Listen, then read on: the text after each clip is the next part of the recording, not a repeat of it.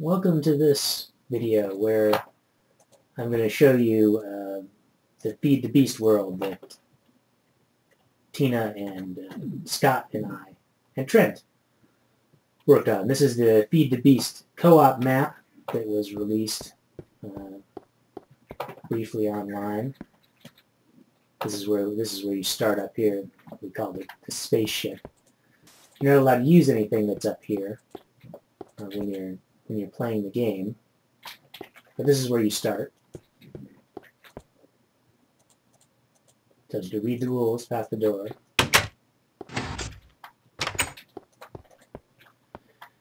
You're not allowed to take anything from the spawn area.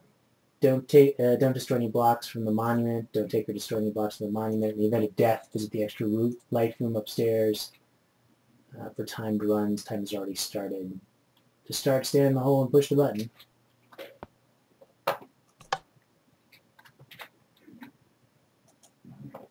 Timer goes up to 5, and then the trap door opens, and we added this water pit here so that you wouldn't take damage when you fell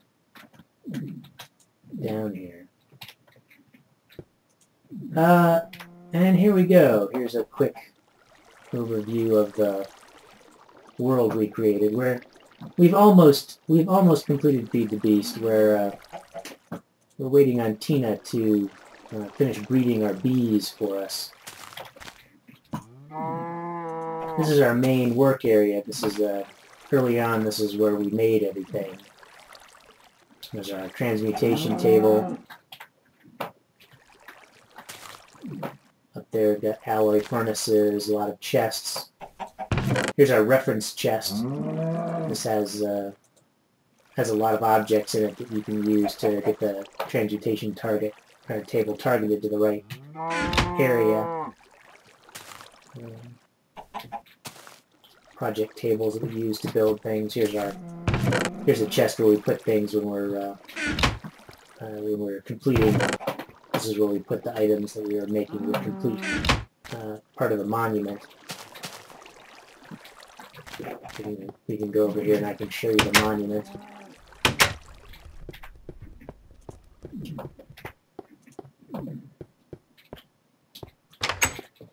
Things got a little messy over here. This is the monument, the big black pyramid here.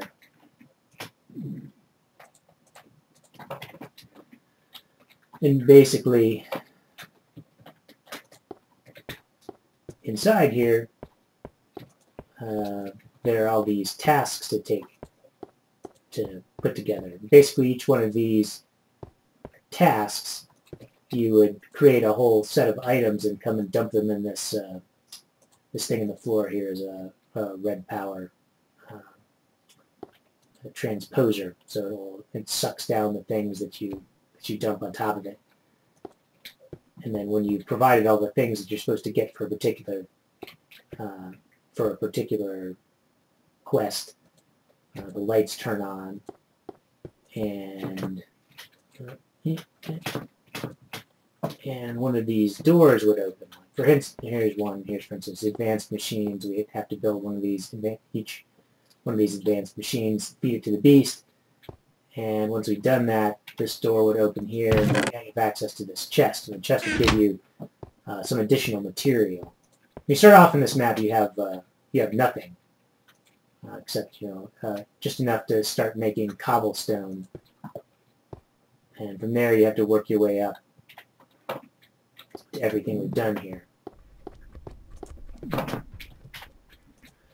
So, Feed the Beast is largely a large part of the challenge is based on the equivalent exchange mod. Equivalent exchange mod allows you to produce matter from other matter, and so a lot of the challenge is to find efficient ways of producing a lot of what's called EMC, which is the point system by which the mod uses to figure out how much of one kind of matter is worth some other kind of matter. So, for instance, diamonds are worth 8,192 EMC, and a block of cobblestone is worth 1 EMC. So if you had 8,192 blocks of cobblestone, you could also get 1 diamond. So we had various strategies of producing EMC. This was the first one. This is our mob grinder. It's shut down now. But originally, this was enclosed here. The ceiling here was all enclosed. And what would happen would be that monsters would all spawn in here. And a lot of monsters would spawn here because we have the whole rest of the world lit up. So this is the only place monsters could spawn.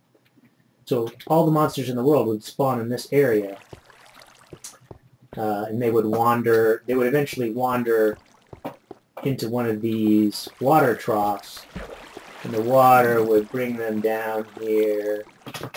And when the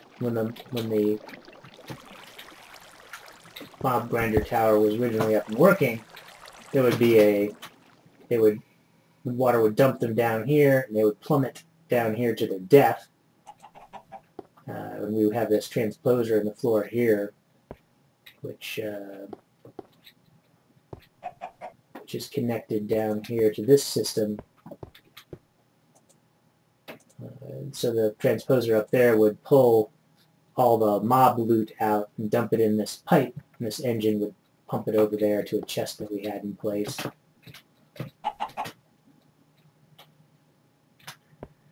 And originally we would just handle all that by hand, come over and pull things out. But then eventually we came up with a more elaborate piping system. This was our second level. So after the mob grinder did very well for us, produced a lot of EMC, bootstrapped us up until we could build more complex machines. This is our second system here. This is a dark room. So the basic idea for a dark room is that there's grass down there. And inside this area, which is only 1 high, so it makes it hard for any monster except a spider to spawn in there. In that dark area, we had the machine set up down here. This is a Red Power 2 deployer. And inside this there's bone meal. So the deployer is a machine which takes something that's in its inventory, like bone meal, and essentially right-clicks on whatever its surface is facing. So in this case, the deployer would right-click on this dirt up here, which would cause flowers and long grass to grow in the area inside this box. But it's a characteristic of Minecraft that if an area is dark, that grass and those flowers would immediately be harvested, and then these machines here are Red Power 2 transposers. They would suck those things up, toss them up into the air, and then these obsidian pipes would suck them up into this pipe network.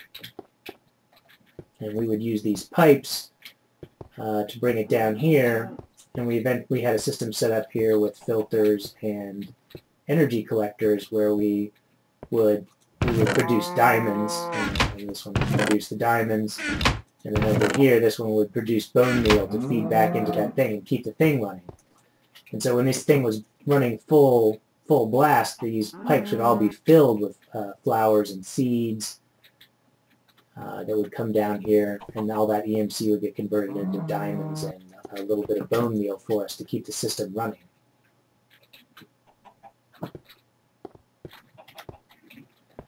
You can see here, this is another big work area. We have a whole bunch of Red Power 2 project tables here.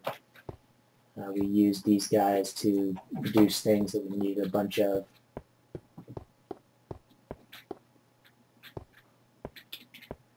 Here's our lonely rubber trees. This is a pumpkin farm that Tina put together to generate EMC. Pumpkins have the highest EMC of any farmable item, except for omega bees.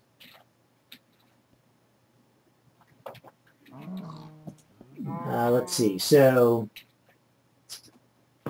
from the dark room, we then our next step up in EMC generation were these things. These are mushroom machines. These guys don't have their mushroom in them anymore. I think the one over here. Yeah, these guys over here still have mushrooms in them. So the idea here, this one's still running. The idea here is that you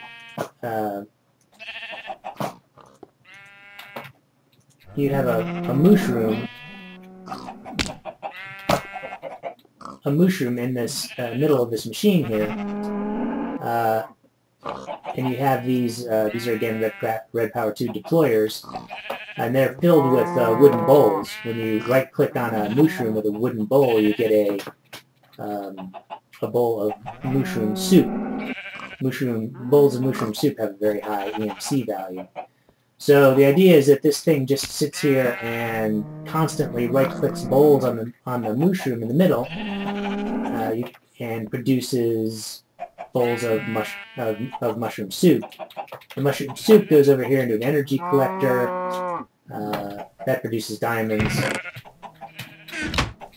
Some of the diamonds then are occasionally, using the timer here, some of the diamonds are occasionally sucked out and put into this other energy collector, which produces bowls. This one produces the wooden bowls, and then that provides this constant stream of bowls back into the machine.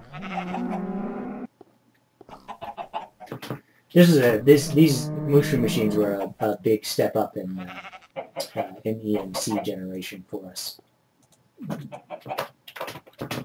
We also built this here. This is a Mark III energy collector flower.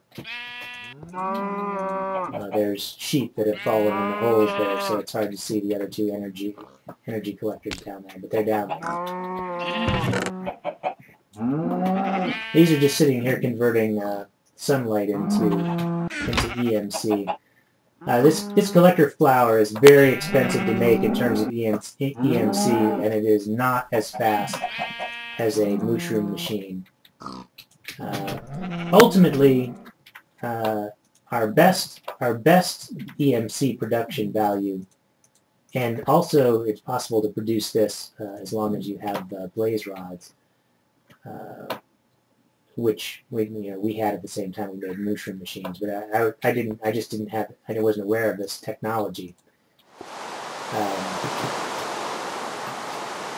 This is the best EMC generation we came across. This here is a machine which is essentially it's taking blaze rods in here.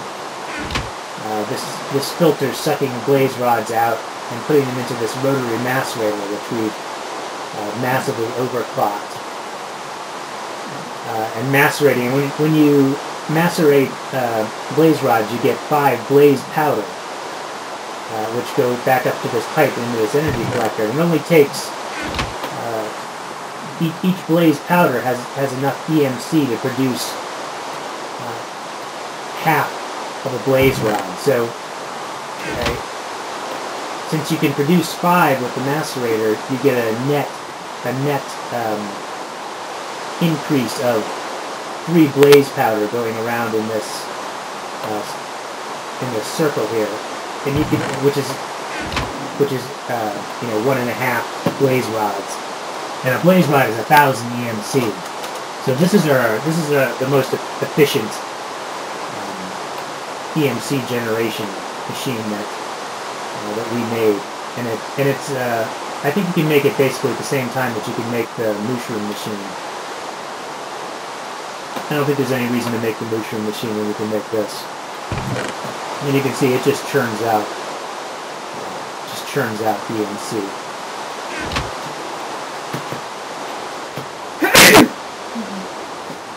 This is our geothermal energy stack. A lot of other people who were playing the game made a nuclear reactor. One of the one of the quests is to supply energy into this energy sink back here. You have to provide 100 million EU, which is a lot of EU. Most people I've seen have done it with a nuclear reactor.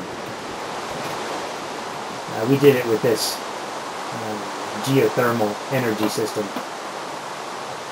which is made practical by this energy collector, which is just sitting here turning out lava cells, which get piped up into this big stack of geothermal generators. This thing produced over 1,000 EU per tick, and we had it all up and running. Let's see what else we have going on over here. There's a pumpkin farm. We looked at that. Here's this is a big machine that Scott put together to pull bees out of apiaries. I don't know a lot about bees, but my understanding is that they all get sucked out of these apiaries and go through some machine somewhere which analyzes them. Here's Tina.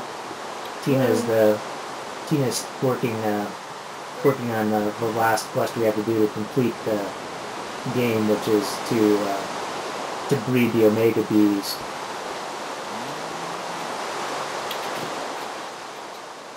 Well, I've still got 4 breeds I'm not done yet.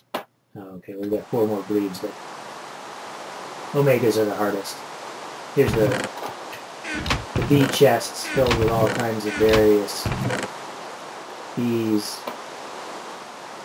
The garden bees are in there. This was, let's see, here's another big geothermal energy stack. We use this to fuel all of our advanced machines. There was a stage where we had to produce the solar panel challenge. We had to produce hundreds and hundreds of solar panels, and that was this is where we mass produced those. In honor of Direwolf 20, I believe Tina created these 2 9x9s here. Toward the end, our EMC generation was so extreme that obviously this building's floor is made out of dark matter blocks, and the building itself is made out of diamond. These were all legitimately produced. We produced all the EMC necessary to create this building. Here Tina, in the ultimate act of showing off, has built a 9x9 out of red matter. The EMC value of this building is tough to even contemplate. So let's see, what else is there to see?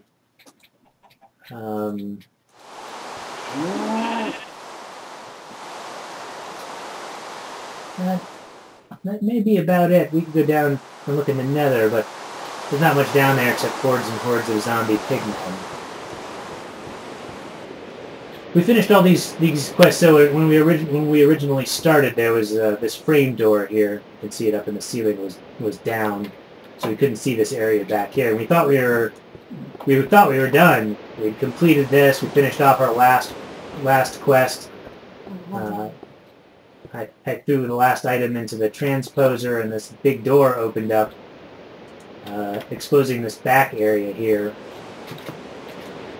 You can see the credits that people who created Feed the Beast. The credits are back here. And then we discovered, oh wait, two more quests really. One is that we needed all these bees. I'm not really a big fan of bees, but they're the last quest. And then the other thing we needed was a dragon egg. They provided an end portal up here, so I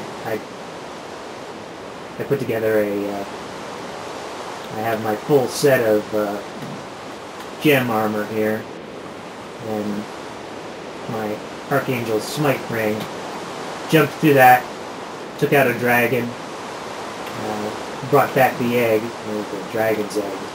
So as soon as Tina's, I'm not sure exactly what's going on back here. I don't know whether this machine is just part of the, this machine may be just part of a regular, the thing that's tracking what we do. These items back here may be things that we fed the beast.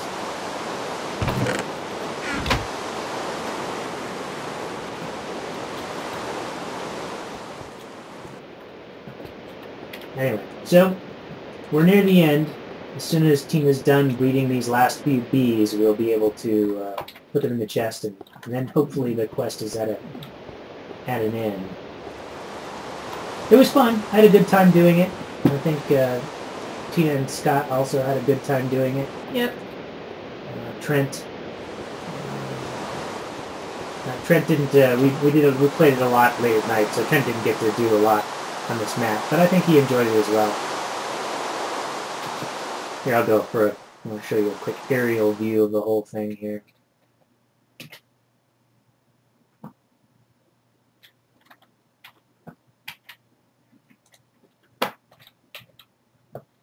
And there we are.